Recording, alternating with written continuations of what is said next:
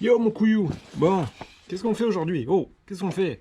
Eh ben, tu voulais mettre des manos, pas de souci, tu voulais mettre des manos, mais pour mettre des manos, après derrière, il faut des sondes. Eh oui, tu mets des sondes. Donc pour ça, qu'est-ce qu'il faut faire? On est obligé d'adapter une plaque qui se met entre le carter moteur et le filtre à huile. On appelle ça un porte-sonde. Il y en a certains qui existent aussi pour mettre un radiateur d'huile en plus. Donc moi pour le moment c'est pas ce que je voulais faire, je voulais juste brancher mes sondes correctement. Donc bien sûr, tu vois, il y a ce genre de sonde sur ma machine là, sur mon moteur. Ça c'est pour le niveau d'huile. Je voulais adapter, voir avec le filetage si je pouvais mettre mes sondes des manos. C'est pas que c'est pas que c'est pas possible, mais sincèrement, pour le prix que ça vaut, tu mets ça, tu peux en mettre 3, t'es tranquille. Donc moi, c'est ce que j'ai choisi de faire. Donc voilà mon couillou. Donc là, on va démonter le filtre à huile. Donc bien sûr, il y a de l'huile qui va tomber. Hein, bon, hein, bon. On va remettre la sonde aussi que j'ai mis à côté. Ça évitera une petite fontaine de jouvence à la remise en route. Et puis voilà. Donc on est parti mon couillou, on est parti, on est parti.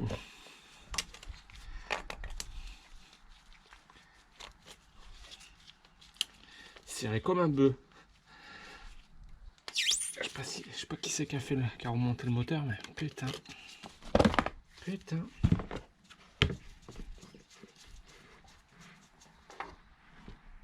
Voilà. Donc là, t'as un petit peu d'huile qui coule, pas de souci. Donc on met des petits joints toriques pour faire l'étanchéité. Donc ça, c'est pas oublié. D'accord. Ils ont l'air à la taille, c'est impeccable.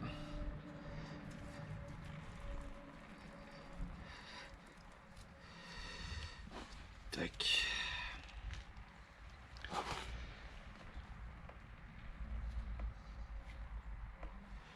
Hop là, et deux.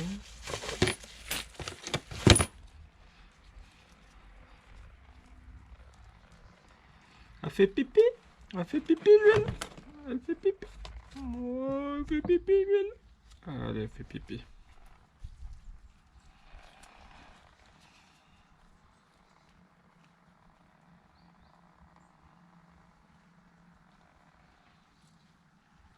Voilà. Donc la deux joints toriques. Donc quand on fait ça, c'est bien de mettre un petit peu d'huile dessus pour pas que ça les pince. Voilà. La lubrification à sec, ça n'a jamais donné grand chose dans la mécanique. Après, vous avez des petits adaptateurs comme ça, suivant les modèles, parce que c'est des choses qui passent un peu de partout. Ça, c'est pour mettre au milieu, ça. Donc, en fonction du filetage, donc il y a du M18 pas de 150, du M20 pas de 150. Moi, je crois que c'est du M20 pas 150. Du 3 quarts, du 3 quarts 16e et du M22. Ouais, c'est un des deux là. C'est 22. Ah, c'est du 20. Ouais, c'est bien ce qui me semblait. Donc, tu te fais plaisir. Tu mets un petit peu d'huile sur le filetage. Tu fais pas le bonnet.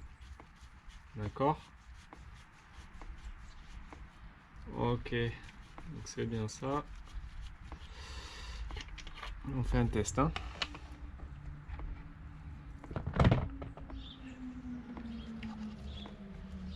Et au niveau du fil, c'est bon aussi. Donc là, on est pas mal. Donc, lui. Donc la plaque, d'accord? On vient le prendre comme ça.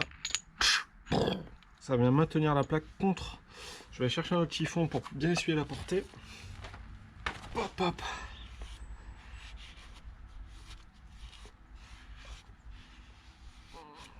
Tac.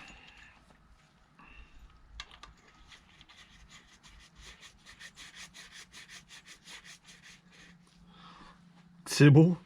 C'est beau. Donc moi, je vais la mettre plutôt comme ça. En latéral. Voilà. Et ça, c'est du combien, ça?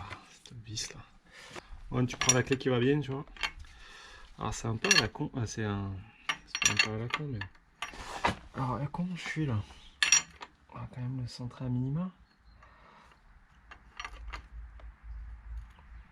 Voilà. Alors, je le mets dans ce sens-là parce que, tout simplement, que j'ai un joint qui est pincé? Non. Par rapport à l'échappement, tu penses bien, je vais te montrer les sondes après. Ok.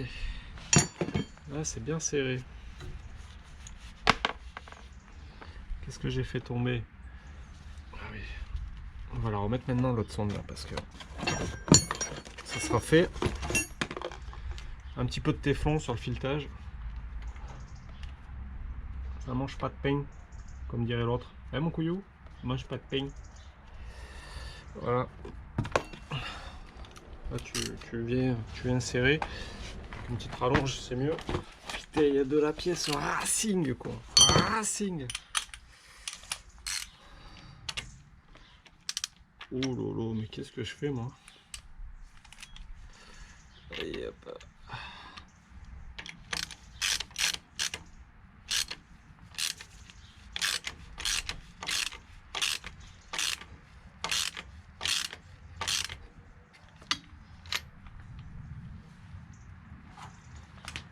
D'accord.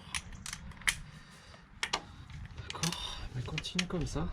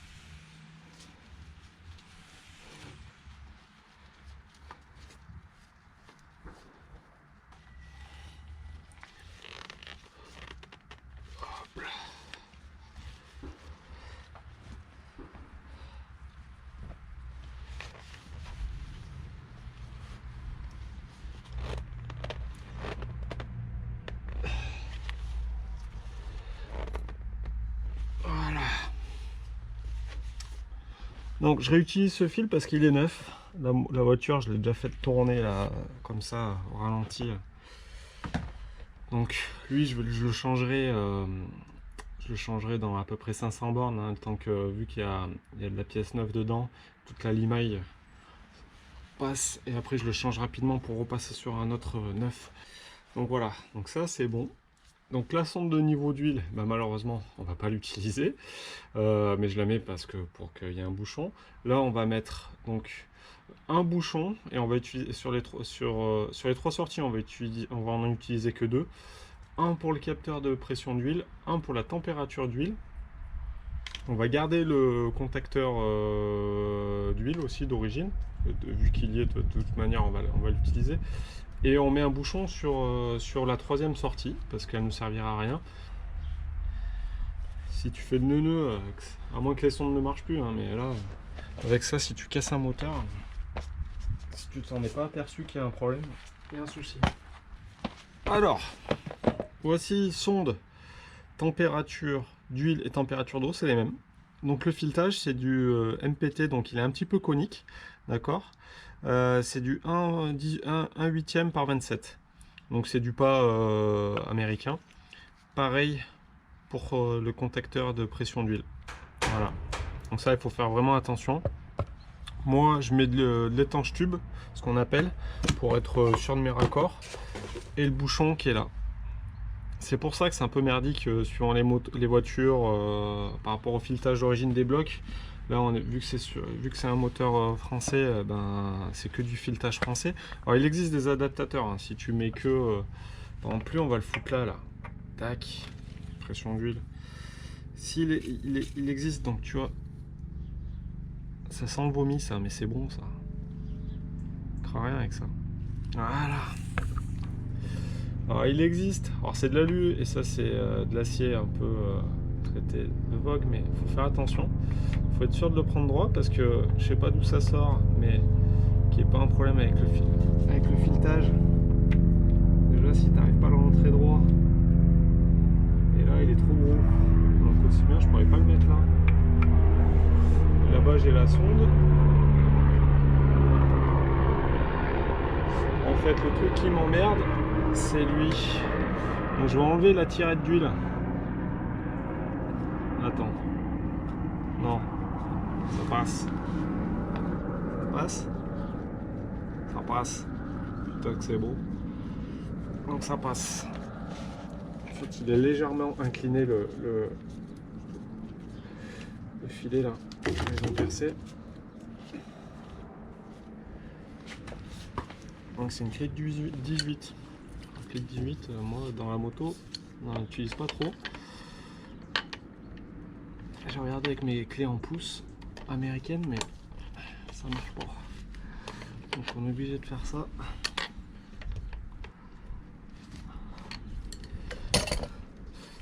Alors, vu que c'est conique, si tu serres comme un bœuf, tu casses tout. Hein. Je te le dis tout de suite.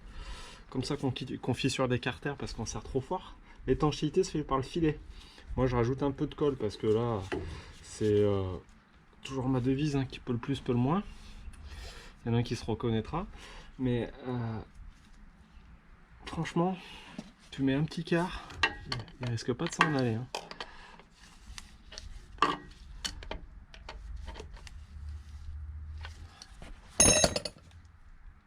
Voilà. Là, on va pas faire plus. Un peu de côté. Ça, l'idéal, c'est de les tester au préalable avec le mano, c'est-à-dire dans une casserole d'eau. Moi, je le ferai plus tard. Là, je fais le montage pour voir déjà si après je ferai le câblage. Après, je redémonterai, je ferai l'étalonnage, on va dire, pour être sûr par rapport à une température d'eau avec un thermomètre et mon mano ce qu'il indique, parce que il peut y avoir des écarts. Il y a des grosses différences de prix, si tu as remarqué avec les avec certains manos, donc faut pas se leurrer si c'est pas précis. Donc après savoir quoi, est-ce qu'il y a 5 degrés d'écart, est-ce qu'il y en a 10, ça peut être important quoi. Putain, ma moto, ma voiture elle chauffe. Non mais c'est ton mano en fait, il est juste c'est juste de la merde. et qu'il y a un gros écart en fait, t'as de la marge. Donc ça c'est à savoir en fait, réellement, parce que ça peut éviter bien des grattages de cheveux et des soucis, et puis savoir ce qu'il y a sur la machine, sur la voiture, c'est quand même pas... C'est bien de le savoir, quoi. Bon, tu sais où t'en es, ce que tu fais, surtout. Voilà. Donc la sonde, oh, ça c'est les connecteurs qui vont dégager, hein, parce que moi je suis pas du tout... Mais j'aime pas du tout cela. C'est du 13. Et on met le bouchon sur la troisième sortie. Pareil, étanche tube. Alors ça, sincèrement, moi j'en mets, t'es pas obligé d'en mettre. Tu peux mettre un petit peu de téflon dessus, voilà, pour éviter, pour que ça fasse un peu plus étanchéité et que quand tu le serres, ça soit un peu plus facile, qu'il y ait un petit peu, que ça puisse se visser tranquillement. Normalement, l'étanchéité se fait là, sur des raccords comme ça, par le filetage. Donc sincèrement, si c'est bien serré correctement, il n'y a pas de raison. Pas trop fort, mais un petit peu serré quand même. Alors tiens-toi bien, j'ai retrouvé dans les outils du grand-père une clé de 18 plates. Donc c'est bon ça.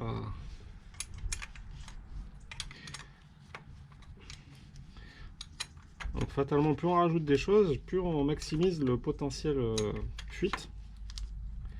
Donc ça c'est à checker, ça, à garder un œil dessus, parce que les joints qu'ils mettent dedans, c'est des joints qui résistent bien aux hydrocarbures. C'est toujours un peu la question.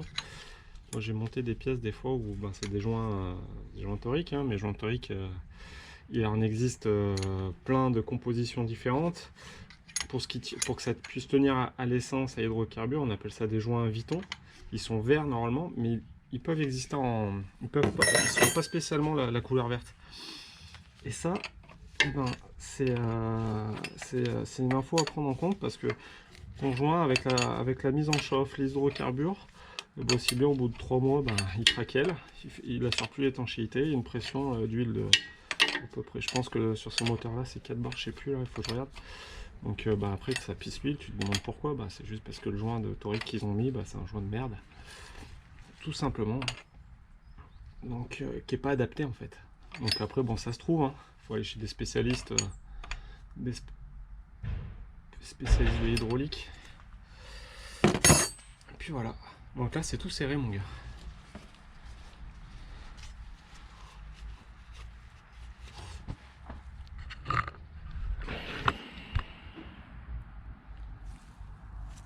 Voilà le montage. Voilà le montage dans les coulisses. Donc ça c'est ma sonde. Alors je sais pas, il y a le soleil un peu. Ça c'est la sonde de niveau d'huile qui était d'origine, mais on l'utilisera pas. Ça peut être, peut-être que je vais m'en servir pour un retour de couvre-culasse, un retour d'huile. On verra ça après, plus tard. Là l'idée, hein, là c'est de retour remonter, qu'elle fonctionne, qu'elle tourne. Après on fera des évolutions petit à petit. Ça c'est le contacteur, le mano de contact d'huile, de pression d'huile. Donc c'est le petit voyant quand tu mets la clé de contact qui clignote rouge. Et dès que tu démarres, la pression d'huile se fait. Donc le mano contact s'éteint tout simplement. Ça veut dire que tu as une pression d'huile. Alors ça veut dire que tu as une pression d'huile, mais ça te dit pas de combien. Il n'y a qu'un mano qui peut te dire si tu as 4, 3, 10 bars. Enfin bref. Donc voilà, ça c'est des indications, on va dire, moteurs, des organes du moteur qui sont quand même assez importantes. Après, c'est exactement la même sonde pour la température d'eau. Donc la température d'eau, moi j'ai coupé un système en fait, j'ai plus le chauffage. J'ai enlevé le chauffage, donc j'ai un retour aussi là, du coup qui est là sur le boîtier d'eau, que j'enlève. J'ai fabriqué des bouchons. Donc en fait, je vais me prendre là-dessus parce que j'ai un tarot pour un 8e par pas de 27 pouces là. Donc j'ai ce qu'il faut. Donc en fait, la sonde, je vais la mettre là. Donc je vais recouper, je vais la mettre droite et mettre la sonde par-dessus. Voilà, parce que c'est pareil, j'ai la sonde d'eau. Alors vu que je garde pour le moment le compteur d'origine, je l'ai déjà aussi. Donc ça me permettra en fait d'avoir un œil, d'avoir 2 fois les mêmes infos, mais par 2 systèmes différents. Ce qui fait que voilà, je me garde un peu une petite chance de ce niveau-là, quoi. De chauffe.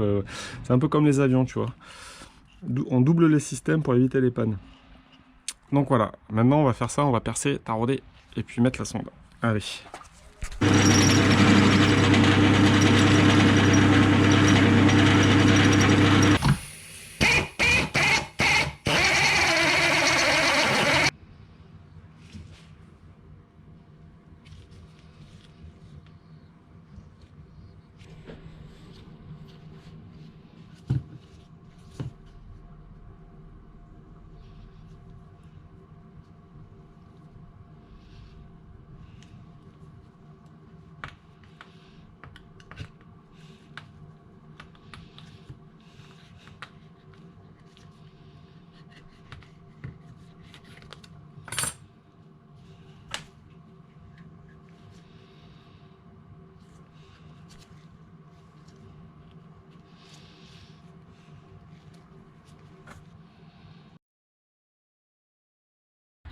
Salut les gars. Bon, je vous tiens un petit peu au jus concernant l'AX Super Leggera. Bon, j'ai pas pu filmer certaines choses, je m'en excuse. J'ai dû avancer, j'ai eu des soucis après au niveau de l'atelier avec des chantiers que je devais rendre. Donc voilà, j'ai bossé un peu de nuit et tout, c'était pas sympa pour les vidéos. Donc voilà, je vous fais un petit récap épette. Là, c'est bon, je vais avoir un petit peu plus de temps pour pouvoir vous montrer un peu l'avancée des travaux. Donc concernant l'intérieur, je sais pas si je vous avais montré. Donc j'ai fait la platine, ça il me semble que oui. Ça c'est un inter pour la pompe à essence. Donc le compteur d'origine d'AX GT avec sans les carénages, j'ai juste fixé comme ça avec là des pattes en alu. Ça c'est le starter. J'ai simplifié à mort le faisceau, j'en ai enlevé en pagaille, je vais vous montrer. J'ai gardé la boîte à fusible d'origine, les relais et les manos qui sont là. Donc température d'eau, température d'huile et pression d'huile, voilà les principaux. J'ai gardé la ventilation d'origine, par contre j'ai supprimé le bloc chauffage, donc il va falloir que je trouve une astuce quand même pour la buée. Après j'ai mis un inter coupe-circuit type rallye 6 pôles, donc j'ai fait les branchements.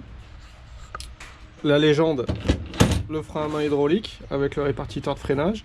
Donc là j'attendais tout ce qui est conduite, de frein, tout ça là. Donc ça va arriver, donc je vais pouvoir brancher, brancher mon système de freinage. Donc là ça va tirer du manche là. Après de l'autre côté, donc j'ai fait un support bac batterie, ce que j'ai décalé, du coup je l'ai mis à côté de moi. La pompe à essence, donc voilà, tout est prêt pour que ça prenne feu, donc c'est impeccable. Donc on voit, c'est encore le chantier, hein. Mais bon ça avance. Je vous ferai une vidéo de la mise en route, mais j'ai un petit souci sur les carbus qui fuient. Donc ça, eh ben, je vais m'en occuper après. Donc voilà, là, tout ce qui est parti. Donc là, j'ai fait la face avant. Donc je l'ai fait en fibre. Alors ça va me poser un petit problème parce que il faut que je mette les fixations de capot. Le problème, c'est que c'est pas assez rigide, donc il va falloir que je fabrique des pattes, un support pour justement tenir les fixations. Donc concernant le moteur, hein, donc 1408 soupapes, refait complètement, avec un petit taux de compression qui a été un petit peu revu. Mais bon, rien de plus, il reste stock celui-ci. Donc voilà, donc j'ai refait les faisceaux. Là, il faut que je refasse les supports pour les ampoules. Donc voilà, j'ai fait ça. Hein. Ouais. La base du projet, c'est que je veux que ça soit radical. Esthétiquement, je m'en fous un peu. Je veux que ça fonctionne. Je veux que ça marche. Je veux des freins, un moteur. Et puis voilà. Et voilà les carbus. Donc là, il va falloir que je modifie encore 2-3 choses. Donc parce que bon, ouais, au niveau de la sensibilité de la pédale, ça me plaît pas trop. J'ai gardé donc le Mastervac. Peut-être que dans le futur, après l'évolution, là je tiens à vous le redire les gars. Là c'est je remets tout à blanc, je remonte tout et après on fera après je la ferai évoluer point par point. Mais là je suis en train de dégrossir au maximum, je remonte tout ce qu'il y a pour que ça puisse rouler. Bon, je suis pas bien loin de la vérité. Et là aujourd'hui je suis en train de souder, je sais pas si vous voyez, vous allez voir la ligne d'échappement, mettre des supports pour les cylindres blocs. Alors je vais peut-être aller de l'autre côté parce que et ben en fait elle tenait que par au niveau du collecteur, et c'est tout. Et là, alors là c'est le pot qui était avec la voiture quand je l'ai acheté. Il pèse un âne mort, c'est une grosse daube, il est bien piqué, il y a un tort de maçonnerie qui a été soudé là. Donc enfin bref, c'est ça va dégager après, je vais le refaire. Donc là donc en fait il n'y avait pas de la fixation jusqu'au collecteur. Jusque là, il n'y avait pas de point de fixation, c'est à dire que la ligne elle devait faire gling gling gling. Donc là j'en ai commencé à en faire un donc de ce côté là, donc j'ai soudé donc pour mettre un cylindre bloc à cet endroit là, donc j'ai fait avec une tige, je l'ai courbé, j'ai pris mes cotes, je l'ai soudé au TIG. Voilà, bon la ligne elle est un peu pérave, hein, d'accord. Et là eh ben, je vais faire la même chose pour venir me prendre sur celui-ci là. Donc là ben, j'ai mis un petit coup de mince, un petit coup de brosse là métallique, mais bon alors, en soudant ça va décaper un peu la rouille. Donc là l'idée c'est que je fasse un support là pour venir me prendre sur celui-ci, mettre un cylindre bloc là, comme ça j'aurai on va dire un point avec le ressort, 2 points, 3 points plus la fixation au niveau de la fixation au niveau du collecteur. Voilà, ça c'est ma partie là aujourd'hui là. Et après il faut que je revoie les carbus. Il va falloir que je revoie les carbus après pour la suite. Donc voilà les gars, allez, c'est parti.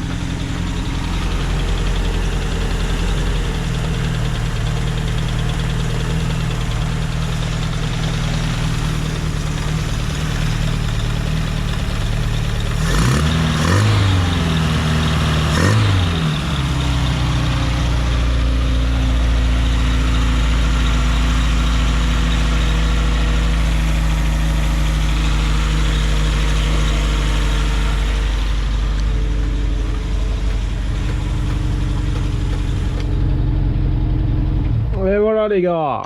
Et voilà. Tiens, regarde mon pote. Quand t'as pas de chasse-goupille, tu te prends pas la tête. Quand t'as pas de chasse-goupille. Si t'as une meuleuse ou une hache, eh ben tu coupes. Tu te fais pas chier. Regarde. C'est pas de problème ça. Regarde. Impeccable. Hein? Bon, bah voilà. Et ben on démonte. On démonte pour remettre ça propre. Merci, merci. Merci de rajouter du boulot. Allez. Petite portière. Regarde la petite portière. Ouh, t'en es arrivé. Ben il est là mon gars.